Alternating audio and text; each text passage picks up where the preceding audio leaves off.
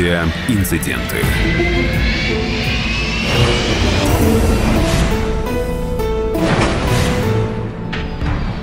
1 сентября 2018 года ночью в грозу Boeing 737-800 авиакомпании UTair выкатился за пределы взлетно-посадочной полосы Сочи и оказался в русле реки Мзымта. Как все мы знаем, пилот — одна из сложных, ответственных и востребованных профессий в мире. Если вы по каким-то причинам не можете стать летчиком, но хотите связать свою жизнь с авиацией, можете попробовать себя в программировании, которое все больше и больше востребовано в этой области. А разобраться в сфере IT и обучиться вам может помочь образовательная экосистема Geekbrains. Возьмем направление веб-разработка, к примеру. Можно будет создать обучающий портал для начинающих пилотов. Сейчас на Geekbrains проходит бесплатный интенсив веб-разработка для начинающих, где в формате онлайн можно узнать, за какое время освоить данное направление с нуля, как стать специалистом с зарплатой от 100 тысяч рублей в месяц.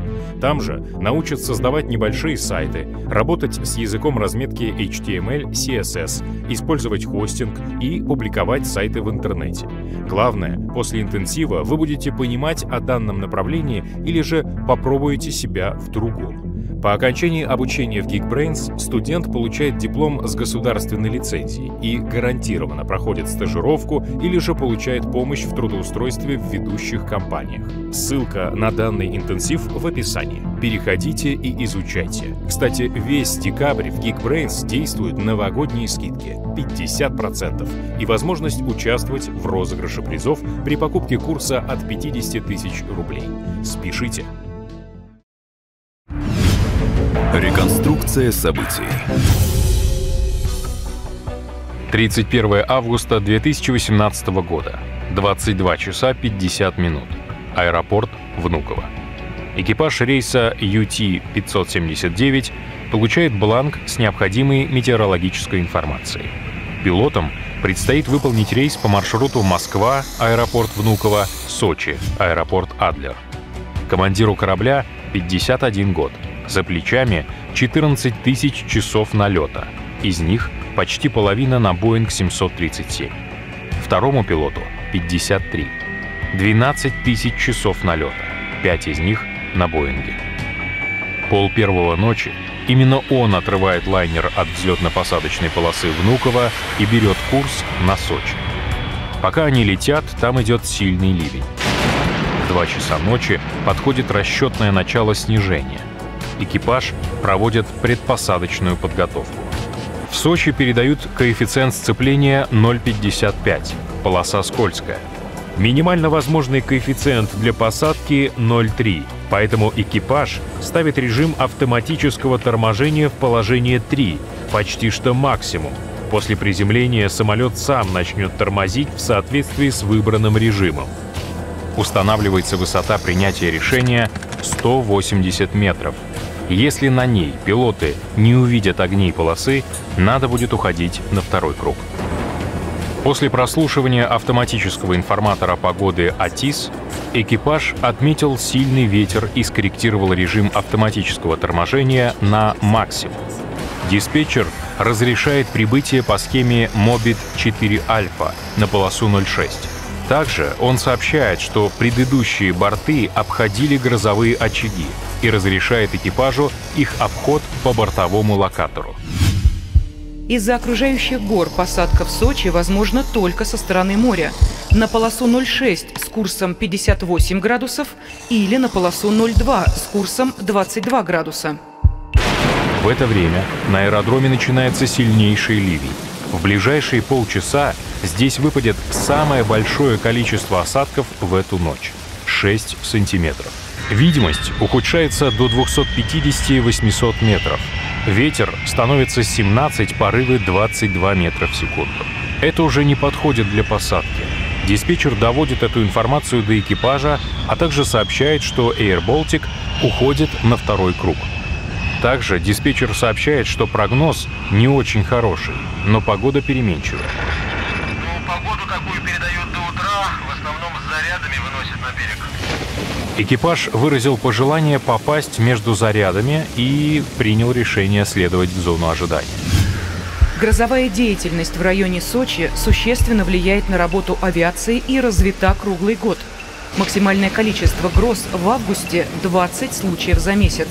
Всего же за год их около 100. Большинство приходится на ночные часы. Гроза, в которую попал экипаж, началась с 10:30 вечера и продолжалась до 4:30 утра. Обострение грозовой активности проявлялось в кратковременном усилении ветра, периодическом сильном ливне, формировании сдвига ветра от земли до высоты 600 метров. Этой ночью в Сочи выпал почти 8-сантиметровый слой осадков. 6 из них как раз в то время, когда экипаж в первый раз заходил на посадку. Тем временем Air Baltic снова уходит на второй круг из-за сигнализации о фактическом попадании в сдвиг ветра. Сдвиг ветра – природное явление, когда сила или направление ветра резко меняются, либо появляются сильные восходящие и нисходящие потоки. Эти возмущения воздуха смещают самолет с заданной траектории, меняют его скорость и подъемную силу. Особенно это опасно около Земли. ЮТР-579, для вашей информации, скорее всего, полоса 02, готовьтесь заход Илс. По нашим данным, минимум там самый лучший. ЮТР-579, для полосы 02 минимум 160 на 2500. Сейчас фактически 1800, 600, 400 по огням. Дурака включим, зайдем. Ну, чтобы уходить не пришлось. Переданные диспетчером цифры 1800, 600 и 4100 означали, что фактическая видимость в начале полосы 1800 метров. Минимально же необходимая — 2500. Экипаж не имеет права садиться в таких условиях. Тем не менее, второй пилот передает управление командиру и начинает готовить системы самолета к посадке на полосу 02. В это время на связь снова выходит диспетчер. ЮТР-579, для полосы 06 видимость по огням 3500, 1500, 3500. На другой полосе видимость 3500 метров. И эти условия уже подходят для посадки. Экипаж отвечает, что будет заходить на полосу 06. Летчики начинают перенастраивать системы самолета. Пилотирующим становится второй пилот. Если уходить будем, без паники, хорошо? Спокойно, ты остаешься pilot flying. Да. На высоте 335 метров в процессе выполнения карты контрольных проверок Landing Checklist звучит монитор радар-дисплей. Обрати внимание на экран радара. Что он сказал? Но он виндшер предупреждает. Пробуем. Высота 260 метров. Работает прогностическая сигнализация о сдвиге ветра. Уходи на второй круг. Впереди сдвиг ветра. По инструкции надо уходить на второй круг, но экипаж продолжает заход. Главная скорость. Да. 180 метров. Высота принятия решения. Садимся или уходим на второй круг. Решения нет, и экипаж продолжает снижение. Идем. Скорость смотрим.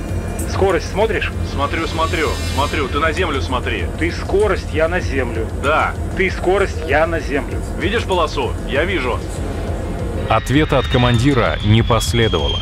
На высоте 50 метров и расстоянии почти километр до полосы звучит уже фактическая сигнализация о попадании в сдвиг ветра. Виндшея. Экипаж обязан уходить на второй круг, но продолжает снижение. Высота 30 метров. Ты скорость, я на землю. Ты видишь полосу? На высоте 15 метров и удалении 40 метров до полосы командир берет управление в свои руки и уходит на второй круг.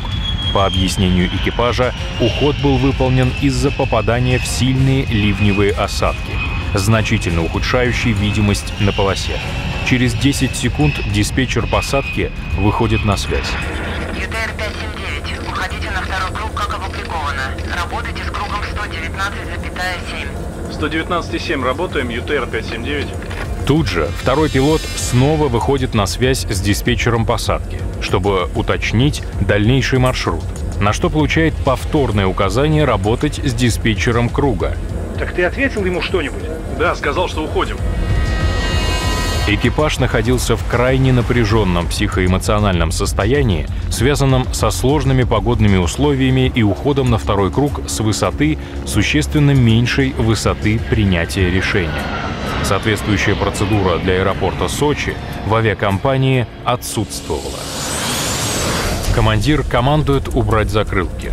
Второй пилот докладывает о выполнении, но не делает этого. После он исправляет свою ошибку. Кроме этого, из-за сильнейшего стресса пилоты испытывают явные затруднения при подключении автопилота. Да выключи ты, блин, эти дворники! Да, есть. Так, блин, в Сочах заходить в такую жопу, блин, да ну его нафиг, да? Там вообще ничего не было видно. Да. Вообще, блин, нифига. ЮТР-579, для вашей информации, после вашего ухода ветер, порывы более 9 не поднимаются, по видимости 2500, 2600, 2400 по огням. Несмотря на только что состоявшийся диалог о погодных условиях, после этой информации экипаж принимает решение выполнить еще один заход. Метеоусловия позволяют ему это сделать. Самолет находится на высоте 2800 метров. Экипаж в спешке готовит бортовые системы к выполнению повторного захода. Для более быстрого снижения выпускаются спойлеры, закрылки и шасси. Но высота все еще велика. Самолет подходит к посадочному курсу. Чтобы успеть снизиться, второй пилот хочет сделать крюк и без команды командира запрашивает диспетчера. ЮТР-579, высоковато идем, немножко влево отвекторимся. ЮТР-579, курс 290. Все, берем, выходим на посадочный. Сию, подходим к профилю, на посадочный выходим 579. ЮТР-579, готовы к заходу на полосу 06? ЮТР-579, к заходу готовы. ЮТР-579, заход на полосу 06 разрешаю. ЮТР-579, впереди идущий уходит на второй круг. До полосы 15 километров, высота 800 метров.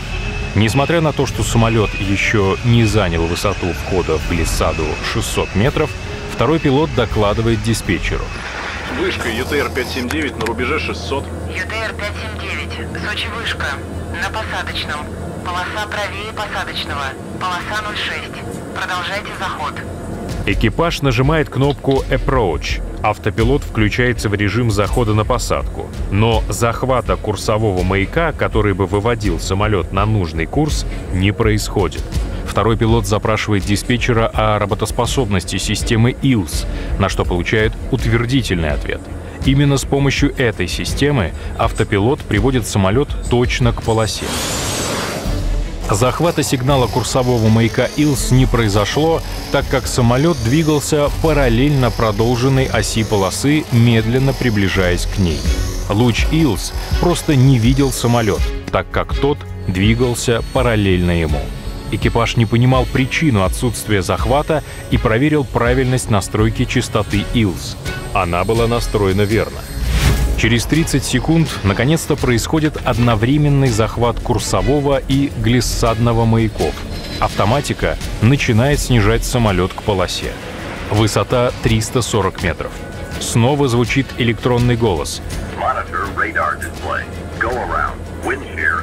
Go around. Wind shear ahead. Уходи на второй круг. Впереди сдвиг ветра. Надо уходить, но экипаж продолжает снижение. В этот раз пилотирует командир. Он очень боится, что из-за сдвига ветра скорость может резко измениться. Когда я тебе скажу, скорость не читай без передыху, ладно? Ага. И высоты, если не сложно. Если я полосу не буду видеть, я, не буду садиться. Работает сигнализация о достижении высоты 1000 футов, 300 метров. В это время самолет должен быть стабилизирован для захода и должен прозвучать доклад об этом. Тишина. Скорость близка к заданной, но за 3 секунды до этого она была на 5 узлов меньше, а через 4 секунды становится на 12 узлов больше. Это уже не соответствует критериям стабилизированного захода, и надо уходить на второй круг. Экипаж продолжает снижение. Самолет попадает в горизонтальный сдвиг ветра. Направление ветра резко меняется со встречного на попутный, и самолет резко увеличивает скорость. Звучит электронный голос «Plus 100», 100 футов, 30 метров до высоты принятия решения. Второй пилот начинает непрерывно диктовать скорость и высоту. Данная диктовка создает непрерывный напряженный звуковой фон в кабине. Высота 145 метров. До полосы 2,5 километра. Звучит сигнализация о фактическом попадании в сдвиг ветра. Виндшея, виндшея, виндшея. Надо уходить на второй круг, но экипаж продолжает снижаться.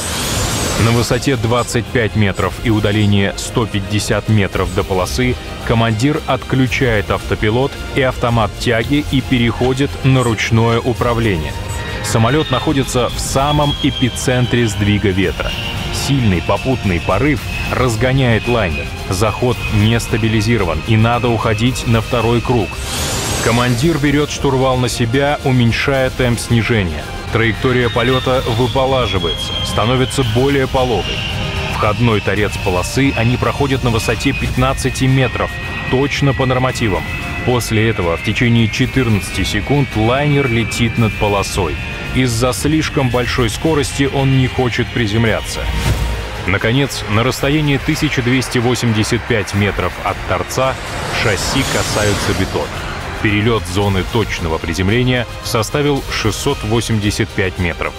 Автоматически выходят спойлеры, щитки на крыле, которые прижимают самолет к земле. Работает режим максимального автоматического торможения шасси. Speed brake up, reverse is maximum, автобрейк maximum in use. Спойлеры вышли, реверс максимальный. Автоматическое торможение, режим максимальный. Ты умница. На самом деле командир не включил реверс. Полоса скользкая, и торможение колесами неэффективно. Из-за наличия воды включается система антиюза. Чтобы самолет не начал скользить по полосе, автомат торможения подает в систему давления в 3 раза меньше максимального. Жизненно необходим реверс. Аутобрейк точно в работе? Блин, тормози, да, тормози вручную. Командир, не полагаясь на автомат торможения, сам со всей силы жмет на педали. Но на самом деле автоматическое торможение работает, а переход на торможение ногами лишь снижает его темп. 579, посадка. 579, вас поняла. Вы сможете остановиться? И тут, лишь через 20 секунд после приземления, командир понимает, что реверс не включен, и включает его. Блин, реверс! До конца полосы 200 метров. Из-за того, что обороты двигателей уже ушли на земной малый газ, они выходят на режим максимальный реверс уже после выкатывания. Согласно инструкции, действия по включению реверса следует выполнять без задержек. На скорости 140 км в час самолет выкатывается за пределы взлетно-посадочной полосы, пробивает ограждение и останавливается в русле реки Мзымта. Из левого крыла вытекает и загорается топливо. Начинается эвакуация. Из 172 человек, находившихся на борту, никто не погиб. 18 обратились за медицинской помощью. От сердечного приступа умер работник аэропорта, принимавший участие в спасательных работах. Он скончался по дороге в больницу. Ошибочное решение на выполнение посадки было принято из-за эмоционального состояния.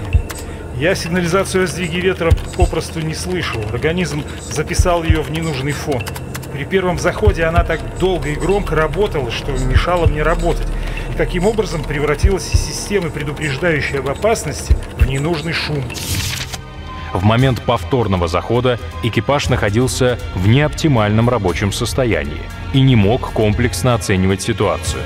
Пилоты сами себя последовательно загоняли в стресс, стремясь сесть именно в аэропорту назначения. Это видео было снято на тренажере Dream Aero в Москве. Авиасимулятор Boeing 737 точно воспроизводит все нюансы пилотирования самолета. Оказавшись в кабине, с помощью доброжелательного инструктора вы впервые в жизни сможете поднять в небо и посадить огромный лайнер. Ну а опытные симмеры смогут отточить свое умение пользоваться рудами и бортовым компьютером. Подвижная кабина тренажера воссоздает всю реальность полета, которую невозможно почувствовать дома, сидя на стуле за компьютером. Тренажеры Dream Aero вы сможете найти в Москве, Санкт-Петербурге, Краснодаре, Екатеринбурге и Нижнем Новгороде. Боинги и Airbus'ы ждут вас. Добро пожаловать в небо!